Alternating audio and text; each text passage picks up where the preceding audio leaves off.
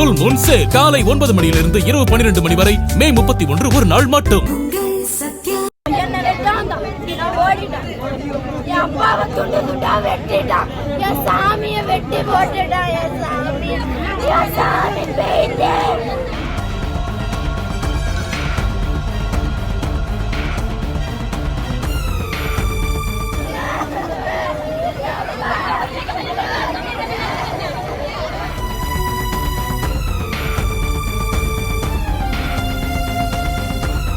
திருவாரூர் மாவட்டம் சேங்காளிபுரம் எம்ஜிஆர் நகர் பகுதியைச் சேர்ந்தவர் 48 வயதான திருமுகம்.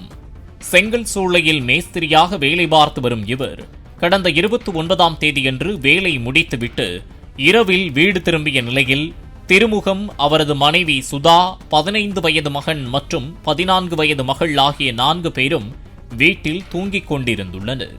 இரவு 11:30 மணி அளவில் வீட்டின் கதவை தட்டும் சத்தம் கேட்டு எழுந்த திருமுகம் கதவை திறந்தபோது அதற்குள் வெளிக்கதவை உடைத்துக் கொண்டு 6 பேர் கையில் கத்தியோடு வீட்டிற்குள் நுழைந்துள்ளனர். அந்த மர்ம நபர்கள் திருமுகத்தை தாக்க முயன்றபோது அவரின் 15 வயது மகன் குறுக்கே சென்றதால் சிறுவனை அவர்கள் கையால் தாக்கியதில் சிறுவன் மயக்கமடைந்துள்ளான். பின்னர் திருமுகத்தை அந்த கும்பல் சரமாரியாக கத்தியால் வெட்டியுள்ளனர். அப்போது அவரின் மனைவி சுதா கணவனை காப்பாற்ற சென்றதால் சுதாவையும் கை மற்றும் கழுத்து பகுதிகளில் அந்த கும்பல் அரிவாளால் வெட்டியுள்ளது. திருமுகத்தை சரமாரியாக கத்தியால் வெட்டியதில் அவர் இரத்த வெள்ளத்தில் சரிந்தபடி சம்பவ இடத்திலேயே உயிரிழந்தார். பின்னர் அந்த கொடூர கும்பல் 3 இருசக்கர வாகனங்களில் அங்கிருந்து புறப்பட்டு சென்றனர்.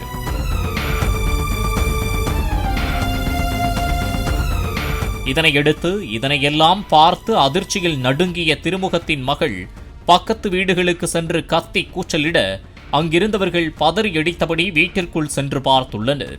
உடனே அங்கிருந்தவர்கள் படுகாயமடைந்த திருமுகத்தின் மனைவியை தஞ்சாவூர் அரசு மருத்துவக் கல்லூரி மருத்துவமனைக்கு சிகிச்சைக்காக அனுப்பி வைத்தனர். பின்னர் காவல்துறைக்கு தகவல் தெரிவிக்க குடவாசல் காவல் நிலைய போலீசார் சம்பவ இடத்திற்கு சென்று தடயங்களை சேகரித்தனர். திருமுகத்தின் சடலத்தை மீட்ட குடவாசல் போலீசார் உடற்கூறாய்விற்காக மருத்துவமனைக்கு அனுப்பி வைத்து வழக்கு பதிவு செய்து விசாரணையை தொடங்கினர். குற்றவாளிகளை உடனடியாக கைது செய்ய கோரியும் உயிரிழந்த திருமுகத்தின் குடும்பத்திற்கு உரிய இழப்பீடு வழங்க கோரியும் திருமுகத்தின் உறவினர்கள் மற்றும் ஊர் பொதுமக்கள் உடலை வாங்க மறுத்து திருவாரூரில் இருந்து கும்பகோணம் செல்லும் நெடுஞ்சாலையில் சாலை மறியல் போராட்டத்தில் ஈடுபட்டனர். இதனால் அங்கு போக்குவரத்து பாதிப்படைந்தது.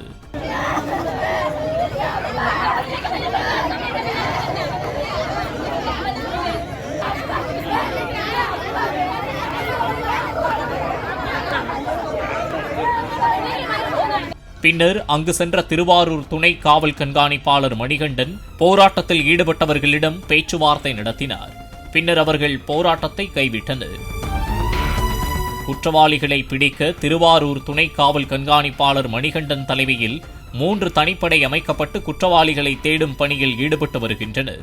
அத்திக்கடை பகுதியில் உள்ள சிசிடிவி காட்சிகளை போலீசார் அலசி ஆராய்ந்தபோது திருமுகத்தின் உறவினரான வடகண்டம் பகுதியைச் சேர்ந்த வழக்கறிஞர் ராஜா கும்பலோடு பைக்கில் சென்றது தெரியவந்தது.